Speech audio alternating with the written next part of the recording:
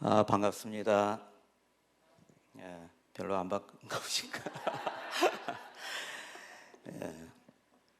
저 오늘 저녁 말씀에 여러분들이 하나님의 말씀을 들으시는 은혜가 있기를 바랍니다. 여러분, 하나님의 말씀은 말씀을 전하는 자가, 설교자가 잘 준비해서 전하는 것도 굉장히 중요하죠.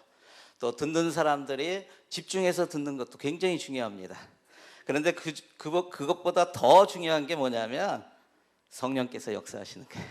성령께서 역사하지 않으시면 여러분, 마귀가 역사해요. 성령이 역사하지 않으면 아무것도 역사하지 않는다 아니에요. 마귀가 역사해요. 마귀가 역사하면 하는 게 뭐예요? 말씀의 씨앗을 그대로 채가버려요. 그러니까 딴 생각 나는 거예요. 오늘 이 시간에 하나님의 음성이 들리는 그러한 은혜가 있기를 바랍니다. 한번 따라해 보실래요? 하나님 말씀 듣기 원합니다. 성령님 역사하여 주시옵소서. 하나님의 말씀을 들을 때 우리가 깨닫는 게 있어요. 그건 뭐냐면 하나님의 뜻, 하나님의 마음. 누구를 향한?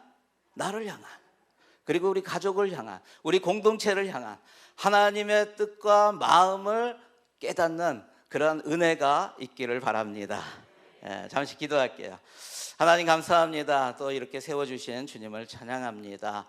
하나님 말씀 듣고 들고 또 이렇게 두렵고 떨리는 마음으로 주님 앞에 섰습니다. 주님 말씀하여 주시옵소서. 성령님 역사하여 주시옵소서. 들을 귀가 있게 하여 주시옵소서. 하나님의 뜻과 마음을 아는 그런 귀한 시간 될 수 있도록 축복하여 주시옵소서. 하나님이 우리와 함께 하심을 믿습니다. 이 시간에 역사하시는 주님을 찬양합니다. 감사드리며 예수님의 이름으로 기도드리옵나이다. 아멘. 아멘. 자, 오늘 말씀 하나 같이 읽겠습니다. 요한복음 21장 15절부터 17절까지 말씀입니다. 우리 짧으니까 같이 한 목소리로 읽도록 하겠습니다. 시작.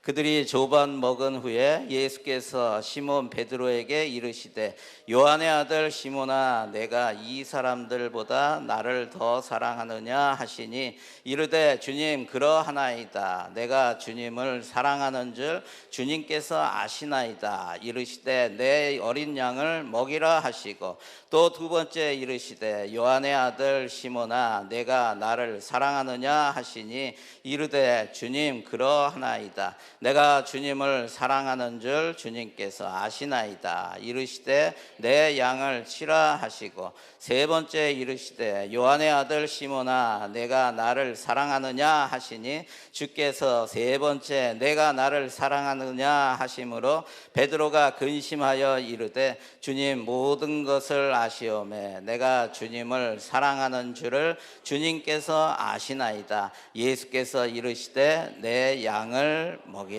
아멘. 저는 소개받은 대로 뉴질랜드에서 이민 목회하는 목사입니다. 뉴질랜드에는 1995년에 제가 이곳에서 직장 생활 하다가 싱글로 이민을 갔습니다. 이민을 가서 그 전까지는 무신론자였어요. 예수 믿는 사람들을 제일 싫어했고 상종하지 말아야 될 사람들, 그 사람들이 크리스천, 예수 믿는 예수쟁이들이었어요. 그리고 그 중에서도 제일 만나면 안 되고 사회 악적인 존재, 그거는 목사였어요.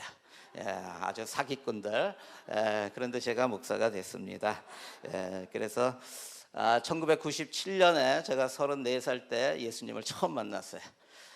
그리고 98년에 이곳에 와서 이천수 목사님을 찾아왔어요. 침례 받겠다고. 4월 18일에 침례를 받고 여기에서 간증을 하고 그날 소개를 받고 결혼을 했죠. 그리고 나서 돌아가서 2001년에 신학을 하고 그때부터 이제 교회를 섬기기 시작했어요. 목회의 길을 하면서 지금까지 22년 동안 이민교회를 섬기고 있습니다. 산성교회는 제게 굉장히 특별한 교회이죠. 저는 산성교회의 사위다 이렇게 말씀드리고 싶어요. 왜냐하면 이민 갔다가 갑자기 온 사람이 여기서 신앙생활 잘하는 사람 탁 만나가지고 결혼해서 슉 가버렸거든요. 제가 100년 손님 맞죠? 그리고 이 자리에는 처음 섰습니다. 요 밑에서 그날 침례 받은 날 저녁 예배 때 이 똑같은 시간에 제가 간증하고 그랬던 기억이 있습니다. 이천수 목사님 저한테 굉장히 특별한 분이셨어요. 영적인 멘토셨고요. 제가 신학교 있을 때 또 목회할 때 목사님이 뉴질랜드에 2번 오셨어요. 그리고 신학생들 또 목회자들 대상으로 영성 목회 세미나 하셨고 또 교민 집회도 그렇게 하셨습니다. 이천수 목사님이 또 우리 주례자세요. 자, 신약 성경에 보면 오늘 말씀에 보면 누가 나오죠? 베드로가 나오죠. 신약 성경에서 사도들이 많이 나오지만 그 중에 가장 많이 나오는 사도, 대표적인 사도 하면 누구를 꼽을 수가 있을까요? 베드로와 바울이겠죠. 그죠? 베드로와 바울. 여러분은 누구를 닮고 싶으세요? 저는 목회하면서 바울을 닮고 싶어요. 왜냐하면 바울의 인생은 정말 놀라워요. 그죠? 사도행전을 봐도 사도행전의 1장부터 12장까지는 주인공이 누구냐? 전체 주인공은 주님이시죠. 근데 거기에 대표적인 조연으로 나오는 사람이 누구예요? 베드로예요. 베드로. 12장. 물론 9장에 보면 사울이 회심하는 그런 모습이 보입니다. 그리고 13장부터 28장까지 거기는 다 바울 이야기예요. 바울의 전도 여행 이야기입니다. 그래서 12대 16으로 바울이 많아요. 그리고 신약 성경의 거의 반을 사도 바울이 썼습니다. 바울은 굉장한 사람입니다. 저는 바울을 닮고 싶습니다. 그런데 누가 더 친근감이 있어요? 베드로가 여기서 바울 이렇게 하시는 분은 굉장한 사람이에요. 바울은 사실 존경과 배움의 대상이죠. 굉장히 우리가 존경할 만하고 물론 베드로도 마찬가지입니다. 하지만 베드로는 우리와 좀 어쩐지 친근하고 좀 비슷하다라는 생각을 많이 하게 됩니다. 베드로의 성격이 어떻습니까? 급하죠. 충동적이죠. 아주 저랑 똑같은 것 같아요. 저도 굉장히 급해요. 충동적이었고 그래서 믿기 전에는 저희 친구들이 저를 나중에 만났을 때 내가 예수 믿는다고 하니까 뭐라고 했냐면 야 너도 예수 믿냐 이랬어요. 그러다가 제가 신학교 가고 목사가 돼서 또 한 번 와가지고 만났는데 전부 야 네가 어떻게 목사가 되냐 이럴 정도로 별로 좋지 않은 그런 저도 그렇게 급하고 충동적이고 그냥 생각나는 대로 말하고 행동하고 좌충우돌하는 그러한 모습 이게 베드로의 모습이었고 저도 그랬어요.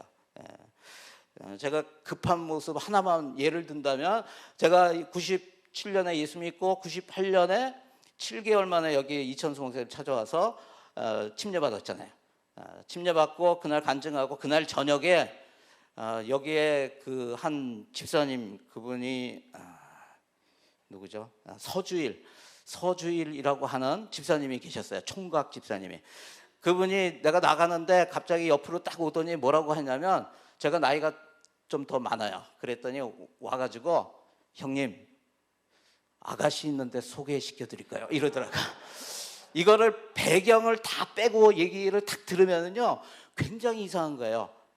그죠? 갑자기 아가씨 있는데 소개시켜 드릴까요? 그래서 그날 밤에 소개를 받았어요. 그리고 55일 만에 결혼을 했어요. 이천수 목사님 주례로 결혼을 하고 10일 지나서 6월 13일에 결혼하고 6월 23일 날 그 아가씨 데리고 뉴질랜드로 가버렸어요. 굉장히 급하죠. 급합니다. 우리 장모님이 그때 김현숙 집사님이셨는데 안 된다고 그렇게 빨리 결혼 못 시킨다고 저는 해야 되겠는데요. 예, 그렇게 했습니다. 우리의 모습이 그런 것 같아요. 베드로도 그렇잖아요. 무리를 걸어오시는 예수님 보면서 뭐라고 합니까? 자신도 무리를 걷고 싶다고 그냥 생각나는 대로 말하는 거야. 그리고 나서 진짜 무리를 걸어요. 최초로 무리를 걷는 사람이 되었어요. 그런데 곧바로 파도를 보면서 어떻게 됩니까? 물속으로 빠져든 거야. 누가요? 베드로가. 우리의 모습이 그렇지 않습니까?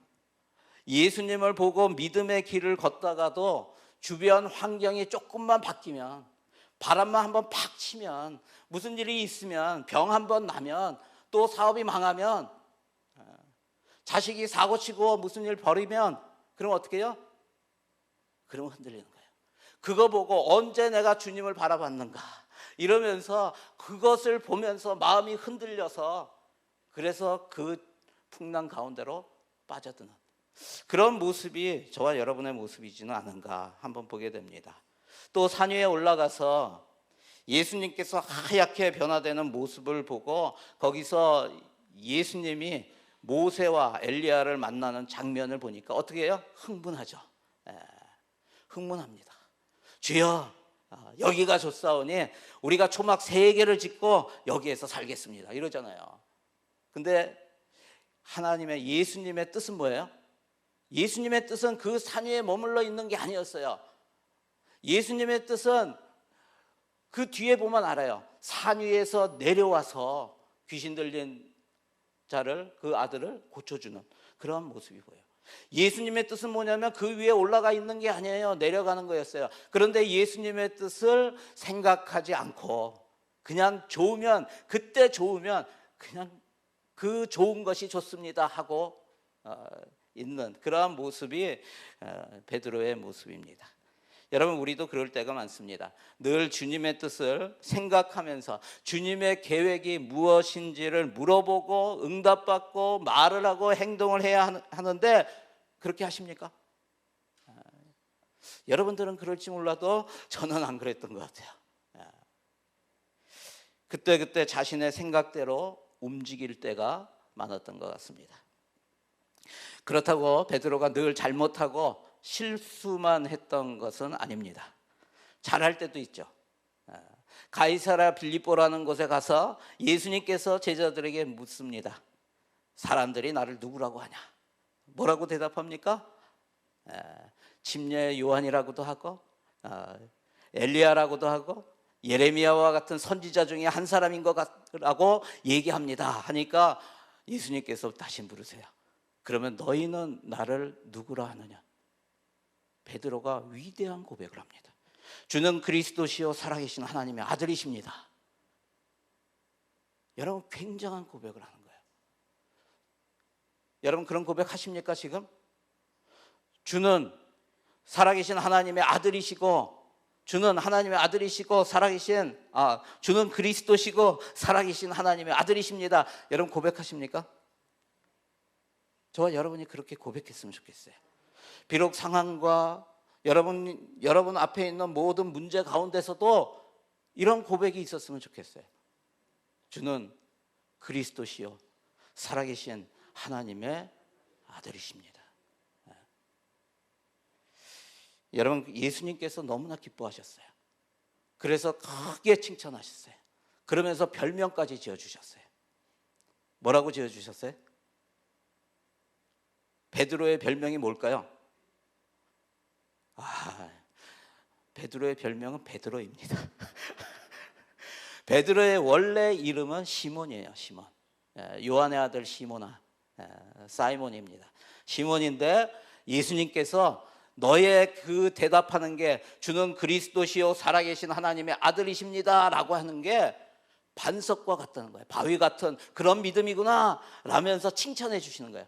반석이라는 말이 헬라어로 뭐냐면 페트라예요. 페트라. 거기에서 페트로스가 나오는 거예요. 페트로스가 뭐예요? 다 가르쳐 드렸는데 페트로스가 뭐냐면 베드로예요. 베드로. 그러니까 무슨 뜻이냐면, 야, 너 믿음, 그렇게 고백하는 믿음, 귀하네, 반석 같네, 바위 같네. 그러니까 앞으로 너를 바위가 같은 한국말로 하면 뭐냐면, 야, 너 믿음이 바위 같은데 이제부터 너를 바위 같은 돌쇠라고 할게, 이런 거예요. 그래서 베드로라고 하는 것은 시몬의 별명이에요. 예수님이 너무나 기뻐하셔서 너 반석과 같은 애, 야, 너 돌쇠라고 하자. 돌쇠가 우리나라 말로는 별로 안 좋지만 좋은 뜻입니다. 너가 반석과 같구나. 네 믿음이 굳건하구나. 그러면서 칭찬해 주시는 거예요. 그런데 흔들리지 않을 것 같은 이 바위가 흔들 바위였어요. 예수님께서 많은 고난을 받고 죽임을 당하고 그리고 사흘 만에 다시 살아나실 것을 말씀하시자 베드로는 조금도 주저함이 없이 곧바로 또 이야기를 합니다. 뭐라고 해요? 그리하지 마옵소서. 그리하지 마옵소서.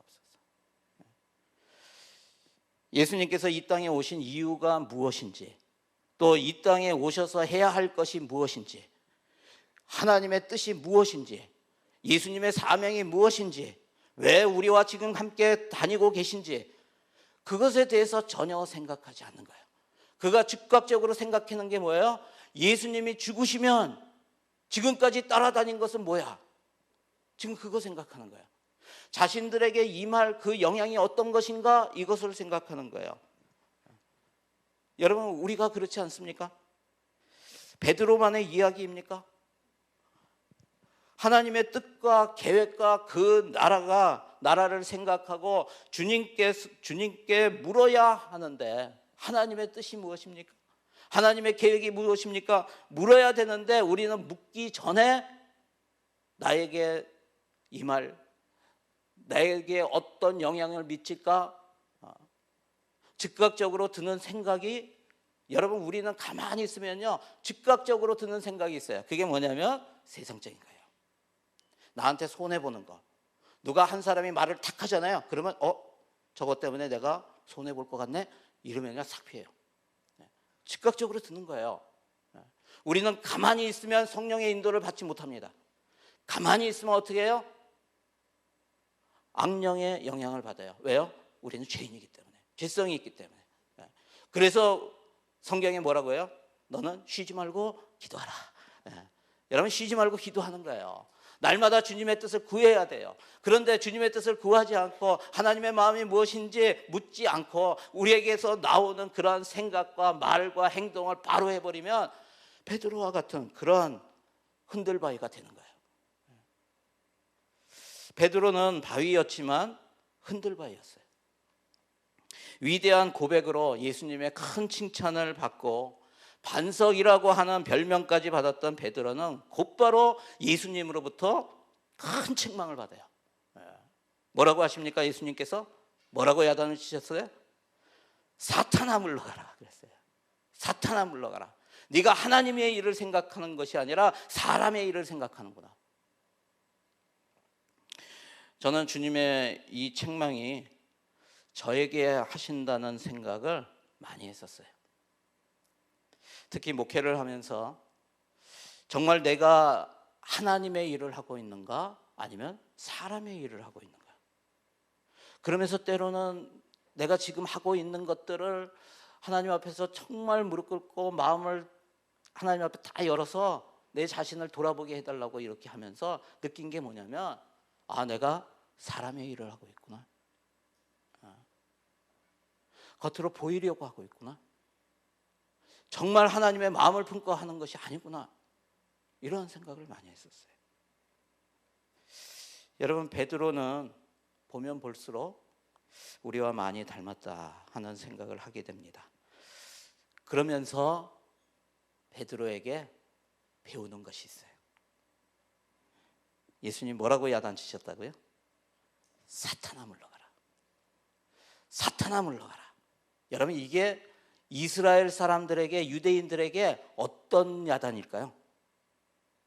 지금 우리가 사람들한테 야, 이 XX야 하는 것보다 더 큰 그런 욕이에요. 굉장한 책망이에요. 그런데 놀라운 게 뭔지 아세요? 사탄아 물러가라 그랬는데 베드로는 그럼에도 불구하고 예수님을 떠나지 않아요. 여러분들 혹시 목사님으로부터 이 사탄아 물러가라 이런 말 들어본 적 있으세요? 우리 목사님 그런 안 하실 것 같아요. 우리 목사님 굉장히 젠틀하셔. 저는 어떨 것 같아요? 저도 지금까지 목회하면서요, 성도에게 한 번도 이렇게 말한 적은 없어요. 제가 성질이 급해도 한 번도 그렇게 성도에게 말한 적 없어요. 만일 제가 성도에게 야 이 사탄아 물러가라 이러면은 어떻게 됐을까요? 남아 있을까요? 특히 이민 목회에서 여러분, 베드로는 사탄이라는 소리를 듣고서도 예수님을 떠나지 않았어요. 베드로의 부족하고 연약한 모습의 절정이 어디에 있어요? 예수님을 3번 부인하는 데 있죠. 마지막 만찬에서 베드로는 예수님께 대해서 자신의 믿음을 과신하면서 이렇게 이야기를 합니다. 자신 있게 예수님께 말합니다. 주님, 제가 주와 함께 감옥에도 또 죽는 데에도 가기를 원합니다. 각오했습니다. 이렇게 얘기해요. 예수님께서 잡히시기 전까지 그는 이런 모습을 보여줍니다.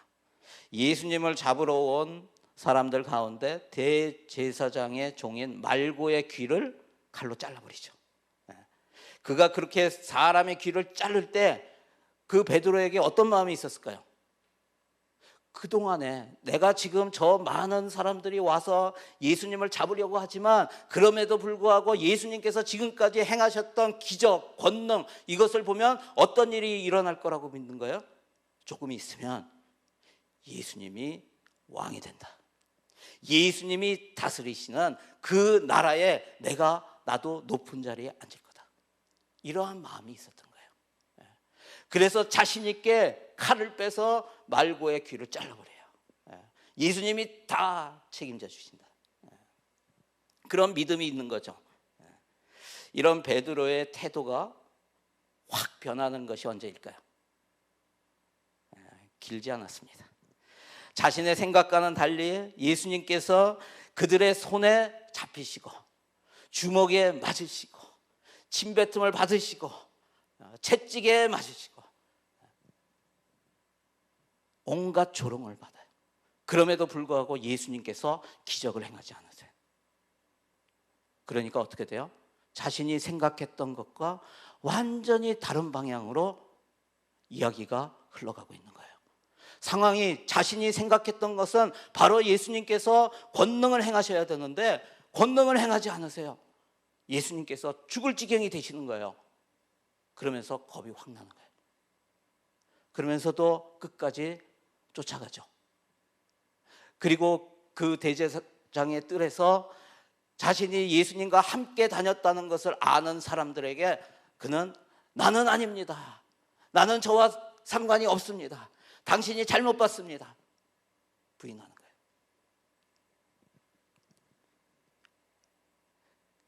여러분, 그는 예수님의 말씀대로 닭 울기 전에 3번 예수님을 부인합니다.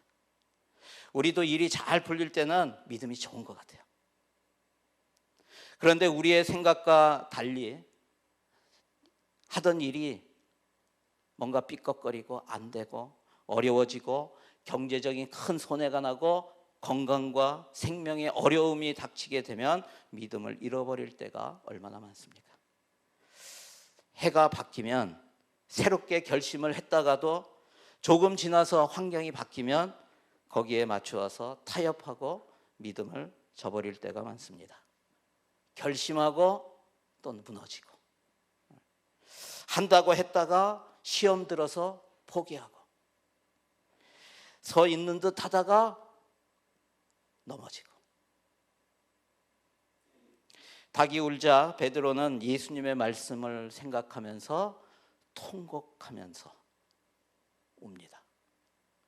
여러분, 그렇게 통곡하면서 우는 베드로의 마음이 어땠을까요? 어떤 마음일까요? 제가 담임 목사 10년을 하고 그 마지막 10년 차에 굉장히 어려웠어요.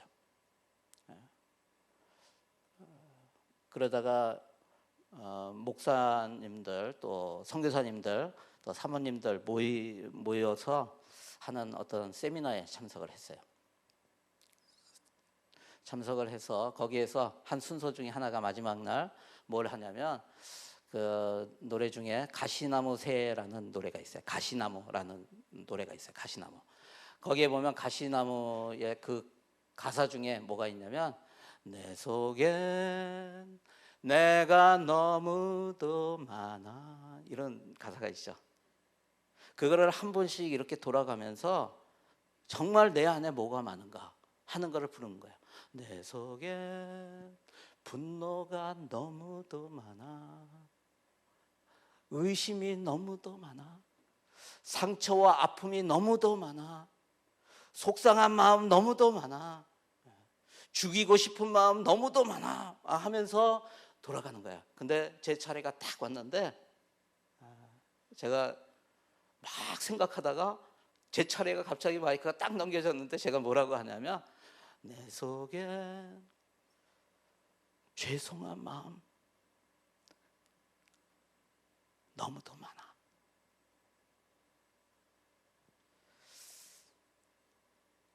너무 죄송하더라고요.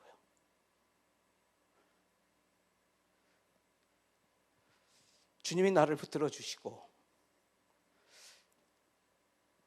정말 세상 가운데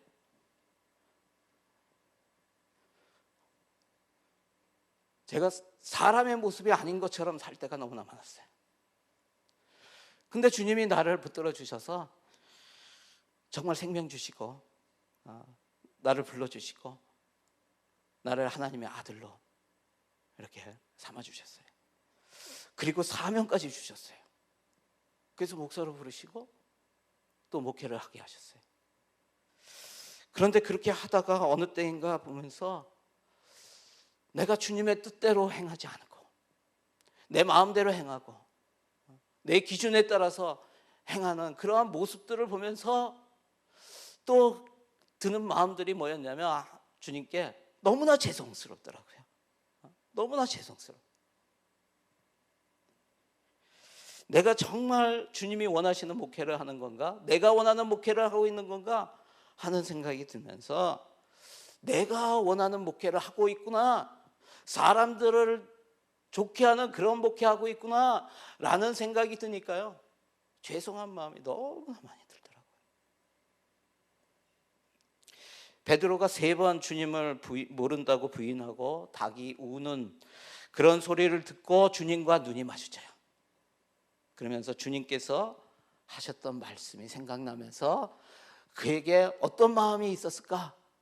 통곡하면서 어떤 마음이었을까? 주님께 미안하고 죄송하고 후회스러운 그런 마음이지 않았을까? 그런데 정말 베드로에게 배울 점은 그럼에도 불구하고 베드로는 주님을 붙들었다는 사실이에요. 가룟 유다도 자신이 예수님을 판 일에 대해서 뉘우쳤죠. 그런데 뉘우친 것으로 끝났어요. 베드로와 다른 것은 그는 가서 목 매달아 죽어요. 주님을 붙든 게 아니에요. 주님께로 나가지 않았어요. 베드로는 비록 자신이 믿음을 지키지 못하고 실족해서 수치스럽고 죄송하고 얼굴을 들 수가 없는 부끄러운 상황에서도 주님을 떠나지 않고 공동체에 속해 있다는 거예요. 공동체로 돌아갔다는 거예요. 여러분 어떻게 합니까? 그들이 제자들과 함께 있었어요. 예수님이 부활했다는 소식을 듣고 가장 먼저 뛰어갔던 게 누구예요? 요한과 베드로예요. 같이 있었기 때문에. 오늘 본문 요한복음 21장 15절부터 17절은 우리가 잘 아는 그런 예수님과 베드로의 대화이죠. 베드로는 다른 제자들과 함께 고향으로 내려가 갈릴리 호수에서 고기를 잡고 있었어요. 밤새 고기가 안 잡혔는데 새벽에 호숫가에 예수님께서 나타나셨어요.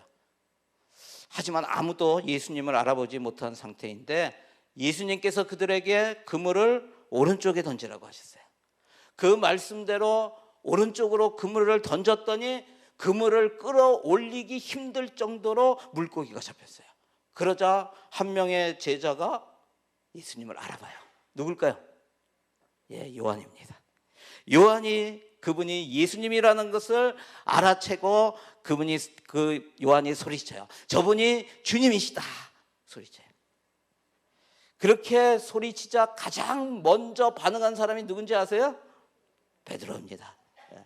겉옷을 두르고는 바로 바다로 뛰어내려서 주님께로 달려들어요. 주님께로 달려가요. 여러분, 이게 놀랍지 않으세요?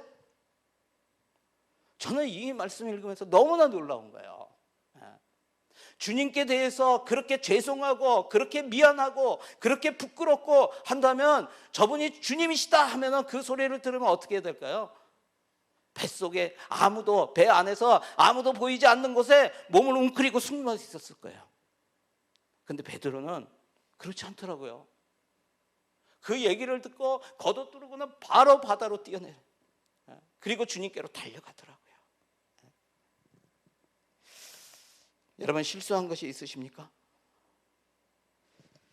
믿음의 여정에서 실패하고 실족하셨습니까? 기대했던 것과 달라서 예수님께 실망했습니까?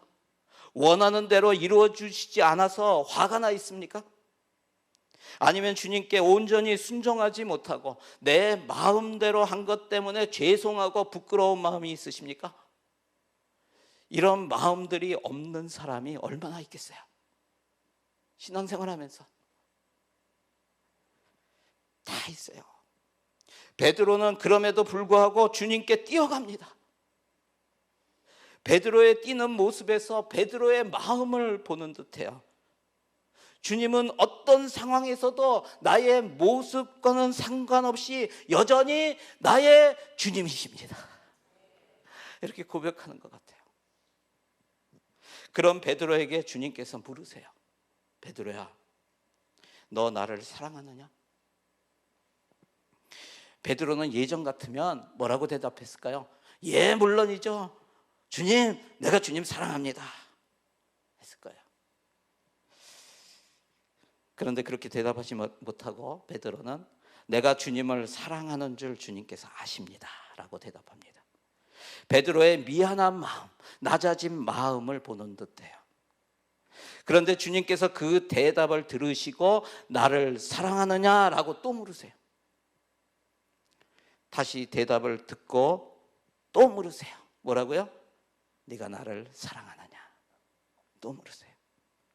제가 예전에는 이 구절 묵상하면서 베드로의 입장에서 생각할 때 굉장히 힘들었겠구나 생각했어요. 아니, 3번을 예수님이 사랑한다고, 주님이 아신다고 얘기했으면 알아들으셔야지. 그거를 또 물으셔. 네가 나를 사랑하느냐? 그래서 굉장히 힘들었겠다 생각했는데요. 제가 17년 동안 섬기던 늘푸른 교회를 사임하면서 그때부터는 이 말씀을 묵상하면서요, 예수님의 마음에 대해 더 많이 생각했던 것 같아요. 예수님의 마음, 그렇게 물으시는 예수님의 마음, 너 나를 사랑하느냐? 그때 물으시는 예수님의 마음이 어떤 것일까? 여러분, 연애해 보셨죠? 연애할 때 상대방에게 이렇게 물으신 적 있으세요? 당신 나 사랑해? 너 나 사랑해? 물으신 적 있죠? 왜 물어요? 내가 당신을 사랑하기 때문에 묻는 거 아니에요? 내가 너 사랑한다. 그런데 너는 나 사랑하냐? 묻는 거잖아요. 사랑하지 않는데, 나는 저 자매를 사랑하지 않는데 당신 나 사랑합니까? 묻는 사람은 굉장히 이상한 사람이에요. 그렇게 묻지 않아요. 나 사랑하지 않는데 당신 다른 모든 사람보다 나 더 사랑합니까? 물으면 사이코예요, 사이코. 예수님께서 나를 사랑하느냐라고 물으시는 것은 예수님께서 베드로의 마음을 알기 원하는 것도 있겠지만, 그것은 실수하고 실망하고 실패하고 그래서 부끄럽고 창피하고 죄송한 마음 때문에 숨고 싶은 베드로에게 주님의 마음을 알려주시는 것이라는 생각을 하게 돼요. 너 나를 사랑하느냐라는 말씀은 내가 너를 사랑한다 라는 말씀이에요. 이 모든 것보다 더 너를 사랑한다 라는 예수님의 말씀이에요. 한 번 나를 부인해도 나는 너를 사랑한다. 두 번 나를 부인해도 나는 너를 사랑한다. 세 번 나를 부인해도 나는 너를 이 모든 것보다 더 사랑한다. 여러분, 이것이 우리를 향한 주님의 마음이에요. 사랑하는 성도 여러분, 우리는 베드로와 같은 사람들입니다. 아니, 사실 감히 어떻게 베드로와 비교할 수가 있겠어요? 훨씬 못하죠. 그보다 훨씬 못한 사람들이고 늘 실수하고 실패하고 배신하고 부인하고 낭망하고 실망하고 분노했다가 뉘우치고 다시 그 일을 반복하는 사람들이에요. 그런데 이 한 가지 사실은 꼭 기억하시기 바랍니다. 여러분이 예수님을 믿고 구원받은 하나님의 자녀라면 어떤 상황에서도 나의 모습과 상태에 상관없이 주님은 날 택하셨고 나를 구원하셨고 나를 지금도 사랑하시고 나를 이끄시고 나를 인도하시고 세상 끝날까지 너와 함께 하신다고 말씀하시는 거예요. 여러분, 이 사실을 잊지 마세요. 오늘도 주님께서 저와 여러분에게 물으십니다. 너 나를 사랑하느냐? 여러분, 어떻게 들리세요? 내가 너를 사랑한다. 이 세상 어떤 것보다도 더 나는 너를 사랑한다.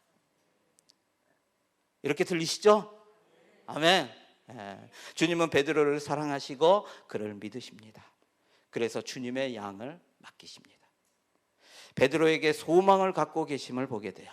주님께서는 오늘도 실수하고 실망하고 실패하고 부끄럽고 죄송한 마음으로 그냥 도망가고픈 그런 저와 여러분을 향해서 변함없이 말씀하세요. 내가 너를 사랑한다. 내가 너와 함께한다. 어디에 있든지 너와 함께한다. 그렇게 우리를 믿어주시고 사명을 맡기시고 우리를 통해 그분의 뜻이 이루어질 것을 소망하고 계심을 믿으시기를 바랍니다. 이곳 산성교회 모든 성도님들이 어떤 상황에서도 주님의 사랑과 믿음과 소망으로 다시 한번 일어나셔서 힘차게 주님께로 달려가며 주님께서 맡겨주신 사명을 감당하시는, 기쁨과 감사함으로 감당해 나가시는 그런 성도들이 다 되시길 주의 이름으로 간절히 축원합니다. 기도하겠습니다. 하나님, 감사합니다. 주님, 오늘도 부끄러운 모습이 있습니다. 그럼에도 불구하고 주님 앞에 나왔습니다. 오늘도 내가 너를 사랑한다, 이 세상의 어떤 것보다도 내가 너를 더 사랑한다 라고 하시는 주님의 음성 듣게 하여 주시고 깨닫게 하여 주시고 돌이키게 하여 주시고 주님 앞에 나아가게 하여 주시고 또 주님을 만나는 그런 은혜를 허락하여 주시옵소서. 우리와 함께 하시는 임마누엘의 주님을 찬양합니다. 감사합니다. 주님 사랑합니다. 예수님의 이름으로 기도드립니다. 아멘.